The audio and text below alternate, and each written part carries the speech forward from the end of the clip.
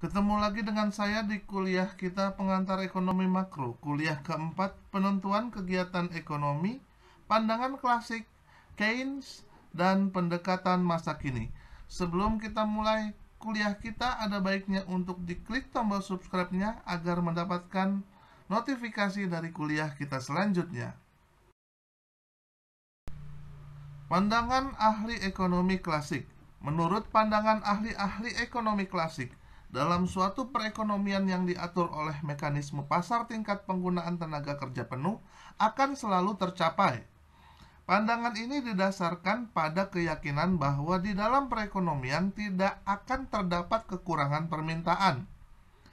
Dilihat dari pandangan Jean-Baptiste Say 1767-1832, seorang ahli ekonomi klasik bangsa Prancis, ia mengatakan, penawaran menciptakan sendiri permintaan terhadapnya, atau supply creates its own demand.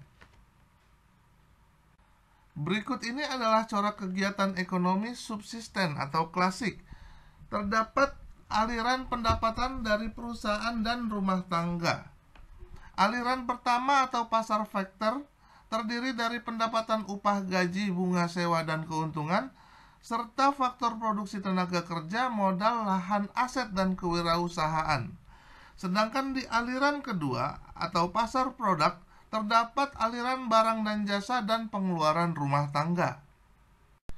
Berbeda dengan corak kegiatan ekonomi modern di mana terdapat 4 aliran pendapatan.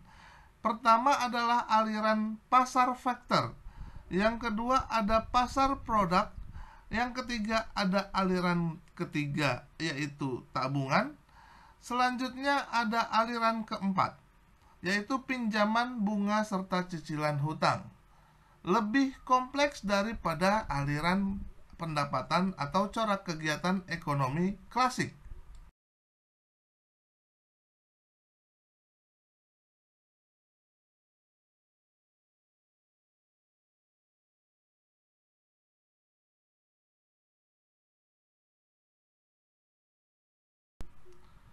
Penentuan suku bunga. Menurut pendapat klasik, suku bunga menentukan besarnya tabungan maupun investasi yang akan dilakukan dalam perekonomian. Setiap perubahan dalam suku bunga akan menyebabkan perubahan pula dalam tabungan rumah tangga dan permintaan dana untuk investasi perusahaan. Perubahan-perubahan dalam suku bunga akan terus-menerus berlangsung dalam kesamaan di antara jumlah tabungan dengan jumlah permintaan dana investasi yang tercapai.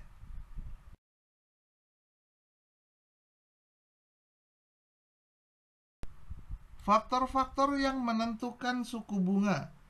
Jumlah tabungan rumah tangga dalam waktu perekonomian mencapai penggunaan tenaga kerja penuh akan selalu sama dengan jumlah seluruh investasi yang akan dilakukan oleh para pengusaha.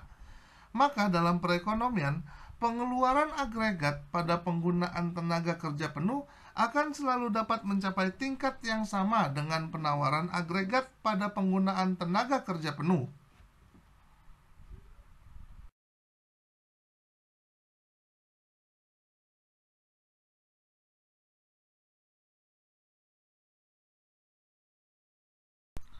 Penyesuaian dalam pasar modal.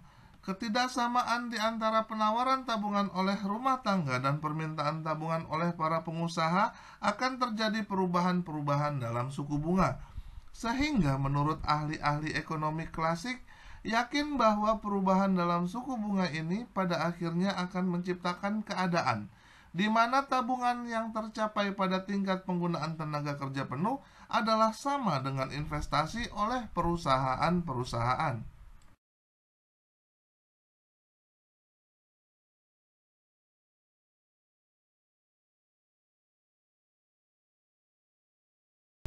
Fleksibilitas suku bunga dan kegiatan ekonomi.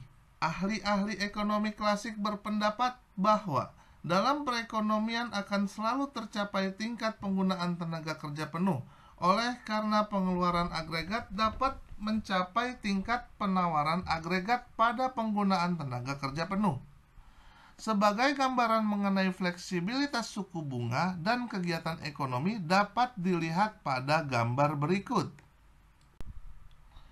Berikut ini adalah gambaran dari akibat kenaikan investasi terhadap keseimbangan pendapatan nasional, di mana terdapat 5 aliran, yaitu aliran pertama dari perusahaan menuju rumah tangga, aliran kedua adalah dari rumah tangga menuju perusahaan, aliran ketiga adalah aliran tabungan dari rumah tangga ke lembaga keuangan, aliran keempat merupakan suplai dari lembaga keuangan menuju penanaman modal, dan aliran kelima dari penanaman modal menuju perusahaan dalam bentuk investasi.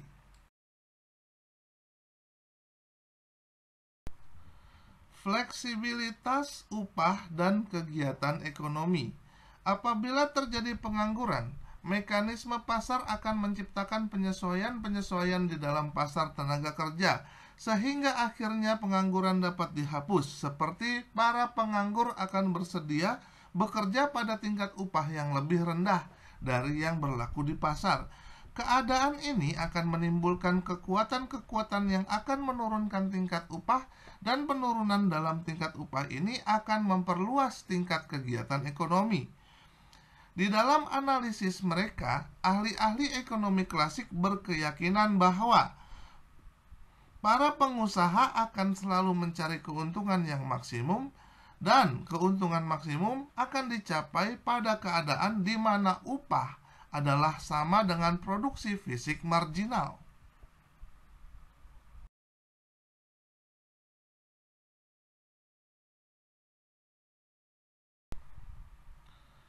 Penentuan tingkat kegiatan perekonomian.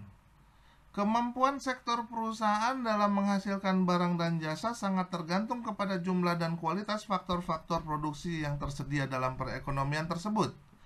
Dengan demikian, tingkat kegiatan ekonomi negara ditentukan oleh yang pertama, jumlah barang modal yang tersedia dan digunakan dalam perekonomian, dilambangkan dengan K atau kapital. Jumlah dan kualitas tenaga kerja yang bersedia dalam perekonomian dilambangkan dengan L, yaitu labor. Yang ketiga, jumlah dan jenis kekayaan alam yang akan digunakan, yaitu resource. Dan yang terakhir, tingkat teknologi yang digunakan atau T, teknologi. Dengan demikian, tingkat kegiatan ekonomi atau pendapatan nasional dapat ditentukan dengan menggunakan persamaan berikut, yaitu sama dengan fungsi dari capital, labor, resource, and technology.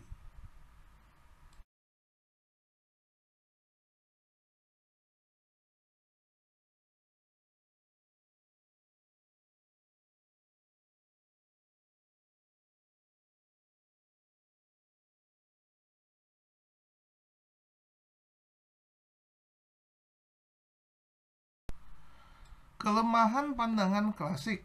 Teori Keynes menjelaskan bahwa tingkat kegiatan perekonomian tidak selalu mencapai tingkat penggunaan tenaga kerja penuh. Menurut Keynes, sebaiknya lah yang selalu berlaku, yaitu perekonomian selalu menghadapi masalah pengangguran dan penggunaan tenaga kerja penuh jarang berlaku. Analisis-analisis yang dikemukakan oleh ahli-ahli ekonomi klasik tidak dapat memberi penjelasan mengenai sebab-sebabnya pengangguran yang disebabkan oleh kekurangan permintaan agregat dapat terjadi. Ahli ekonomi klasik lebih menumpukan perhatian kepada analisis mengenai masalah produksi yang terbatas tersebut dengan efisien.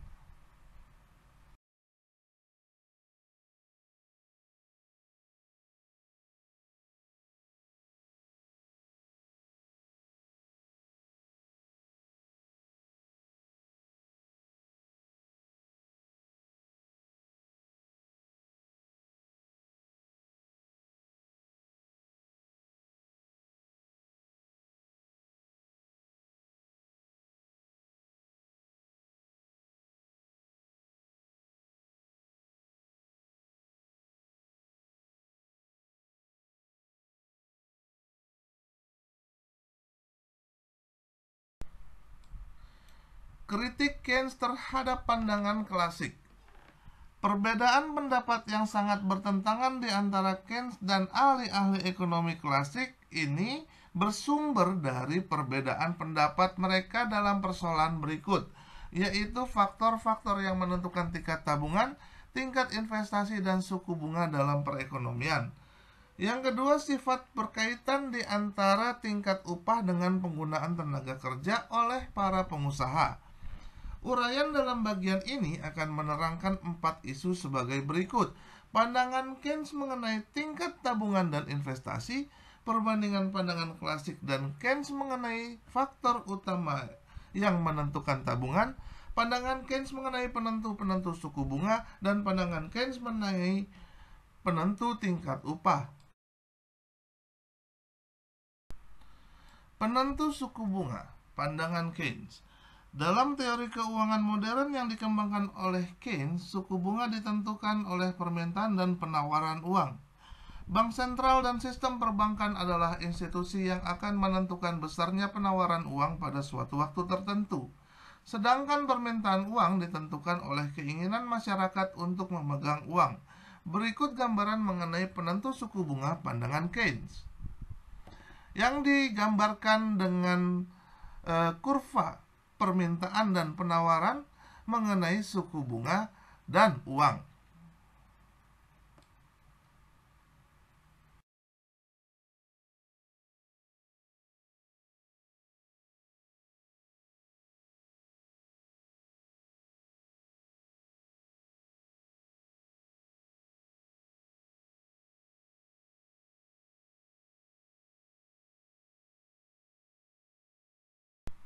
Tingkat upah dan kegiatan ekonomi.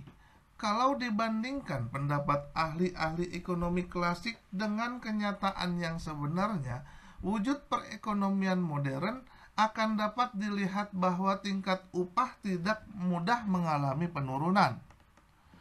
Sebagai akibatnya, pengangguran sangat sukar dihapuskan. Dalam perekonomian modern terdapat persatuan-persatuan pekerja yang selalu mempertahankan dan memperjuangkan perbaikan nasib para pekerja. Persatuan pekerja akan selalu menentang setiap usaha untuk menurunkan tingkat upah yang dibayarkan kepada pekerja.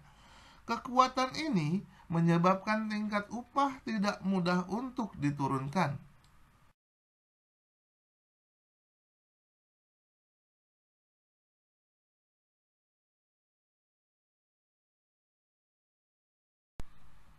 Peranan permintaan agregat dalam kegiatan ekonomi. Analisis Keynes mengenai tingkat kegiatan ekonomi negara ditentukan oleh besarnya permintaan efektif, yaitu permintaan yang disertai oleh kemampuan untuk membayar barang dan jasa yang diminta tersebut yang wujud dalam perekonomian. Bertambah besar permintaan efektif, bertambah besar pula tingkat produksi yang akan dicapai oleh sektor perusahaan. Hal ini dengan sendirinya akan menyebabkan pertambahan dalam tingkat kegiatan ekonomi, pertambahan penggunaan tenaga kerja, dan pertambahan penggunaan faktor-faktor produksi.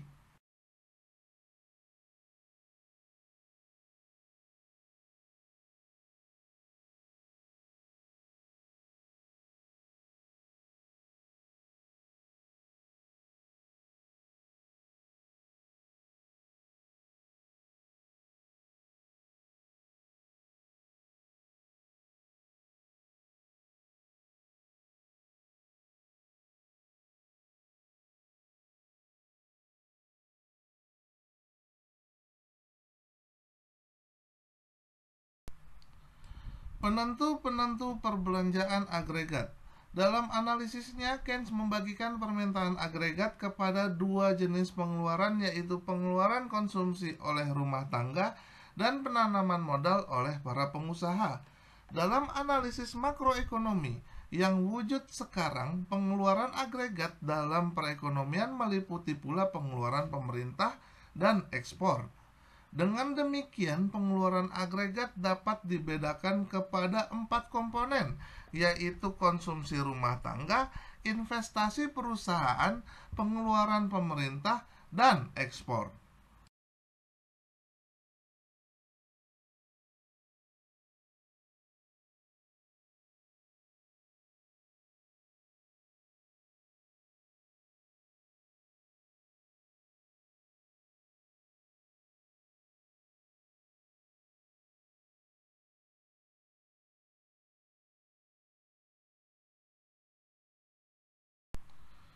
Penentuan kegiatan ekonomi suatu negara. Untuk menentukan kegiatan ekonomi suatu negara, hal yang perlu diperhatikan adalah pendapatan nasional dengan pengeluaran agregat. Ketika pendapatan nasional tinggi sedangkan pengeluaran agregat rendah, keadaan barang yang diproduksi tidak dapat dijual sehingga perusahaan harus mengurangi tingkat kegiatan produksi. Sebaliknya, apabila pendapatan nasional lebih rendah dari pengeluaran agregat, maka yang harus dilakukan adalah dengan menambah jumlah produksi atau melakukan ekspansi. Ekspansi ini akan menaikkan pendapatan nasional dan kesempatan kerja. Apabila pendapatan nasional turun, maka pengangguran bertambah. Perekonomian mencapai keseimbangan jika pengeluaran agregat sama dengan pendapatan nasional. Keseimbangan ini menentukan tingkat pendapatan nasional yang akan dihasilkan sektor perusahaan dan tingkat kesempatan kerja yang akan dicapai.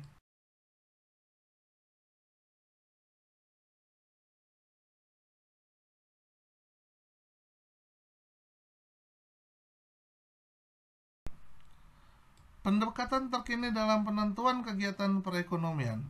Sejak penerbitan buku The General Theory, analisis makroekonomis semakin berkembang. Terdapat pemikiran-pemikiran baru yang mengkritik dan menyokong pandangan Keynes.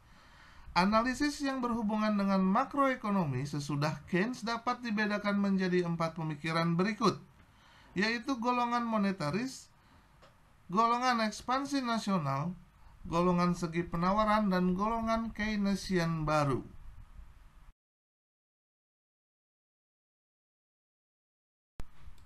Golongan monetaris. Golongan monetaris dipelopori oleh Milton Friedman. Pada dasarnya Friedman mengkritik pandangan Keynes dalam hal-hal berikut. Friedman yakin sistem pasar bebas cukup efisien dan mampu menyebabkan perekonomian selalu beroperasi. Oleh karena itu, Friedman tidak menyokong campur tangan pemerintah yang berlebihan dalam kegiatan ekonomi. Friedman menunjukkan peranan penawaran uang dalam menentukan tingkat kegiatan ekonomi.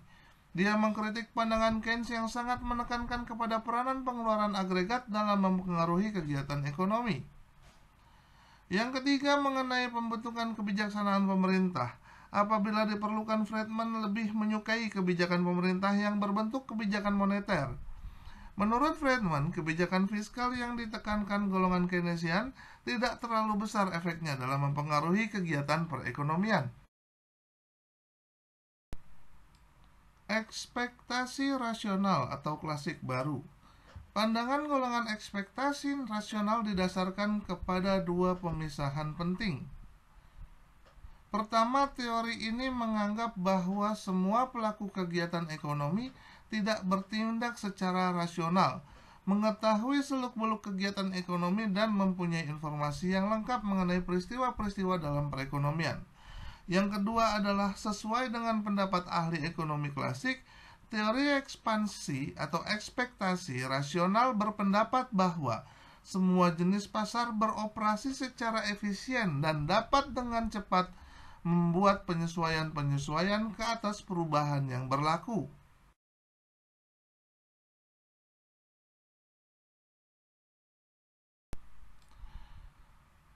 Ekonomi segi penawaran. Pandangan yang mengembangkan pemikiran mengenai segi penawaran datangnya bukan dari kalangan akademisi, tetapi oleh penasihat ekonomi dalam pemerintahan Ronald Reagan yang terpilih sebagai Presiden Amerika pada tahun 1980. Munculnya pemikiran ekonomi segi penawaran didorong oleh 2 perkembangan penting yang berlaku dalam tahun 1970-an dan permulaan tahun 1980-an. Faktor yang pertama adalah berlakunya stagflasi pada tahun 1970 di berbagai perekonomian negara industri. Faktor yang kedua adalah terpilihnya Ronald Reagan sebagai Presiden Amerika. Keynesian baru. Pertama-tama mereka berpendapat apabila berlaku pengangguran yang serius dalam perekonomian, tingkat upah tidak akan dengan mudah mengalami penurunan untuk menyeimbangkan permintaan buruh dengan penawarannya. Dengan demikian, mekanisme pasar di pasar tenaga kerja tidak sempurna. dan tidak dapat menjamin tercapainya kesempatan kerja yang penuh. Berdasarkan keyakinan mengenai ketidaksempurnaan pasar barang dan faktor atau pasar faktor, mereka tetap berkeyakinan kebijakan pemerintah masih cukup diperlukan untuk menstabilkan kegiatan ekonomi dan mengusahakan agar perekonomian tetap mencapai kesempatan kerja penuh. Quotes for today. Ada satu persamaan untuk setiap kesuksesan, dan persamaan itu adalah mereka begitu menikmati prosesnya. Quotes by Riza Afia. Baik, sampai di sini dulu kuliah kita. Semoga bermanfaat buat kita semua. Keep safe and stay at home. Maju terus pendidikan Indonesia, dan salam sukses selalu. Terima kasih untuk semua yang sudah menonton. Please like, share, and comment. Dan jangan lupa untuk diklik tombol subscribe-nya agar mendapatkan notifikasi dari kuliah-kuliah kita selanjutnya. Terima kasih.